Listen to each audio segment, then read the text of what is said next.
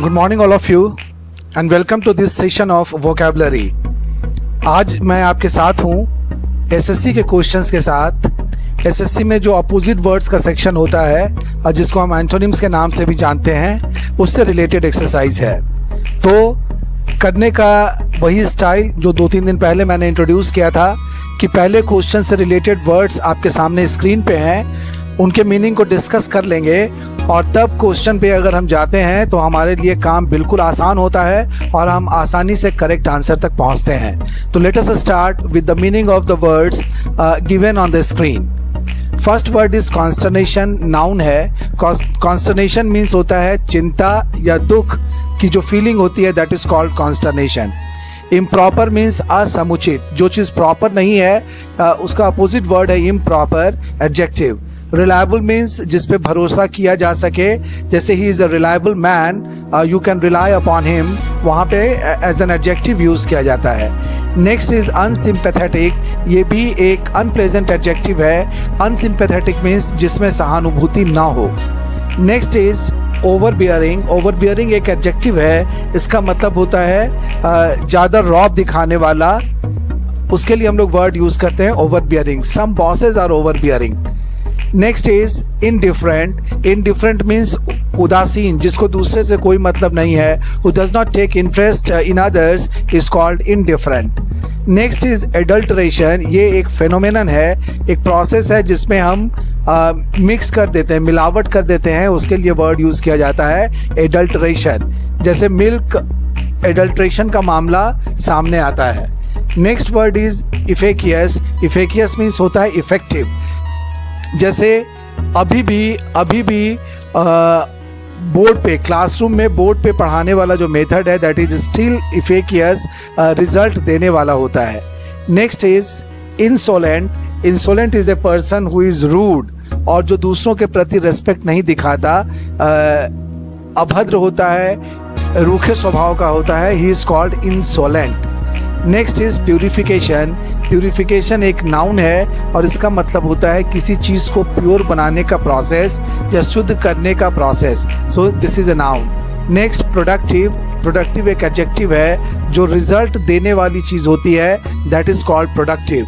जैसे अगर आप पढ़ाई में टाइम इन्वेस्ट करते हैं तो ये प्रोडक्टिव होगा, आगे आपको इसका फ़ायदा मिलेगा। Next is inattentive. एक वर्ड है अटेंटिव और उसका अपोजिट वर्ड है इनअटेंटिव। अटेंटिव मीन्स चौकस, सतर्क या अलर्ट, उसके लिए वर्ड हम लोग यूज़ करते हैं अटेंटिव, और उसी का अपोजिट वर्ड है जो अलर्ट नहीं होता, ही इज़ कॉल्ड इनअटेंटिव। जैसे क्लास में कुछ बच्चे अटेंटिव रहते हैं और कुछ अनअटेंटिव रहते हैं। Next word is again attentive, जिसका मीनिंग चौकस या सतर्क। Next is inquisitive. Inquisitive means जिज्ञासु, जिसके मन में बहुत जिज्ञासा होती है, बहुत चीज़ें जानना चाहता है, उसको हम लोग कहते हैं इनक्विजिटिव। जैसे चिल्ड्रेन आर इनक्विजिटिव। आप किसी भी बच्चे को लेकर जब बाहर निकलते हैं तो वो इतने सवाल पूछेगा कि you will be fed up, तो वहाँ पे हम लोग वर्ड यूज़ करते हैं inquisitive. Next word is disdainful.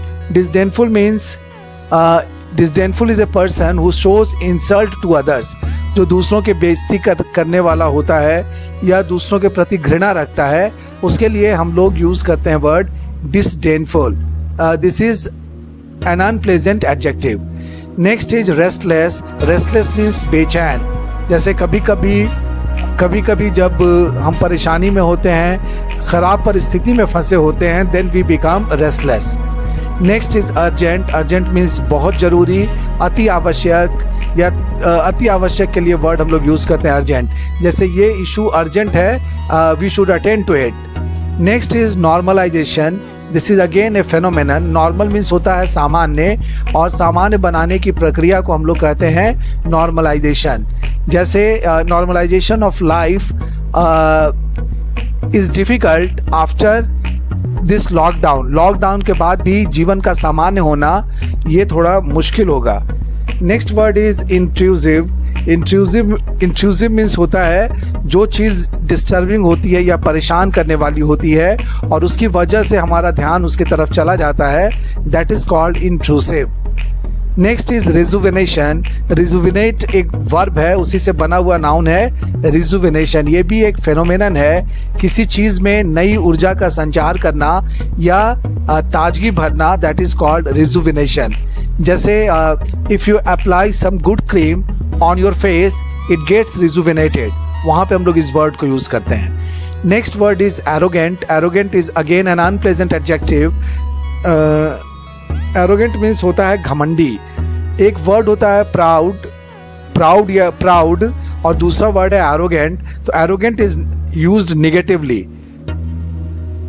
Next is cooperative. Cooperative means सहयोग देने वाला, उसके लिए हम लोग वर्ड यूज़ करते हैं। जैसे my neighbour is very cooperative, मेरे जो पड़ोसी हैं वो बहुत सहयोग देने वाले हैं, वहाँ पे हम लोग इस वर्ड को यूज़ करते हैं। This is a pleasant adjective. Next word is submissive. Submissive is a person who submits before you, जो तुम्हारी बात मानता है, तुम्हारा वैल्यू रखता है, उसको हम लोग कहते हैं submissive.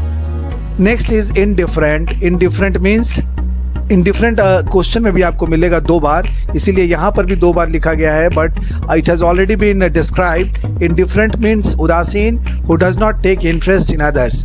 And the last word is ineffective. Ineffective means होता है अप्रभावशाली, जिसका प्रभाव नहीं होता।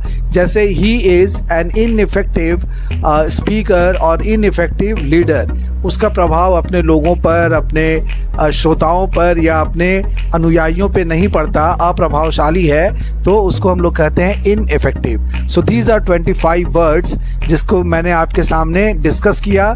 इसमें 2 चीज़ें मैंने की। एक तो जितने भी वर्ड्स थे उसको डिवाइड किया पार्ट्स ऑफ स्पीच में, कौन सा नाउन है, कौन सा एडजेक्टिव है। वर्ब आज कोई भी नहीं दिखा यहाँ पे, सिर्फ नाउन्स और एडजेक्टिव्स थे। और दूसरा, मैंने मीनिंग को अच्छे तरीके से एक्सप्लेन करने की कोशिश की, जहाँ पर ज़रूरत हुई मैंने सुटेबल एग्जाम्पल्स भी दिए। Now we come to the question, जो कि एसएससी एग्जाम्स में जिस तरह से क्वेश्चंस आते हैं वो आपके सामने हैं। I am going to deal with 5 questions with the help of these 25 words already discussed. Question number 1 है efficacious. Efficacious के बारे में मैंने बताया था कि इफेक्टिव, इसका मीनिंग मैंने डिस्कस किया था इफेक्टिव। यहाँ पे थोड़ा अलर्ट रहने की ज़रूरत है, because we have to tick the opposite word here. Same word आप टिक मत कर दीजिएगा, ये गलती होती है कि जैसे एफिकेशियस का मीनिंग मैंने बताया इफेक्टिव, तो हो सकता है कि यहाँ पे हम प्रोडक्टिव टिक कर दें सेम वर्ड के हिसाब से, बट बी अलर्ट, यहाँ पे you have to tick the opposite word. So effective का अपोजिट वर्ड कौन सा दिख रहा है? Ineffective. So the answer is B. Efficacious का अपोजिट वर्ड या एंटोनिम होगा ineffective, right. Then we come to question number 2। Main word यहाँ पे दिया हुआ है इनडिफरेंट। इनडिफरेंट के बारे में बताया कि a person who does not take interest in you, जो आप में इंटरेस्ट नहीं लेता, उसको हम लोग कहते हैं इनडिफरेंट। यहाँ पर जो वर्ड्स दिए गए हैं, रेस्टलेस मीन्स बेचैन, इनअटेंटिव मीन्स असतर्क या अटेंटिव नहीं है, नेक्स्ट अटेंटिव, और डी रिलायबल। यहाँ पे मेरा आंसर होगा अटेंटिव। एक ऐसा व्यक्ति है जो किसी चीज़ पे ध्यान नहीं देता, इंटरेस्ट नहीं दिखाता, और दूसरा वैसा आदमी है जो हर समय हर छोटी बड़ी चीज़ों में भी अटेंटिव होता है, ध्यान रखने वाला होता है। So the answer is attentive. यहाँ पे रिलायबल एक क्लोज आंसर था, but if we go by the meaning of these 2 words, तो इनडिफरेंट का अपोजिट वर्ड होगा attentive. C is the answer. Then we come to question number 3, adulteration. Adulteration के बारे में डिस्कस किया गया था कि ये एक प्रोसेस है जिसमें मिलावट की जाती है। मिलावट की प्रक्रिया को हम लोग एडल्ट्रेशन कहते हैं। तो मिलावट का अपोजिट वर्ड यहाँ पे क्या होगा? किसी चीज़ को प्यूरिफाई करना या शुद्ध करना। सो the answer is A, purification. यहाँ पे अगर हम वर्ड्स को देखें तो जो क्वेश्चन 3 में जो 5 वर्ड हैं, all the 5 words are nouns. अगर क्वेश्चन 1 की बात करें तो इसका मेन वर्ड एडजेक्टिव है और इसके चारों ऑप्शंस भी एडजेक्टिव हैं। तो ग्रामर वाला फंडा यहाँ पे नहीं चलेगा। You will have to answer the question on the basis of the word meaning only. Next question number 2 भी जो था, इसका मेन वर्ड इनडिफरेंट एक एडजेक्टिव था, तो ऑप्शंस में भी जो चारों वर्ड दिए हुए थे वो भी एडजेक्टिव्स थे। Now we come to question number 4। Main word is inquisitive. Inquisitive means जो बहुत कुछ जानने का उत्सुक रहता है, उसके लिए हम लोग वर्ड यूज करते हैं इनक्विजिटिव। मतलब ऐसे लोग अलर्ट होते होंगे, तो ये एक पॉजिटिव एडजेक्टिव है या प्लेजेंट एडजेक्टिव है। नेचुरली इसका जो एंटोनिम होगा या अपोजिट वर्ड होगा वो क्या होगा, वो निगेटिव होगा। यहाँ पर एक वर्ड है indifferent. Indifferent means a person who does not take interest in anything, who is not alert.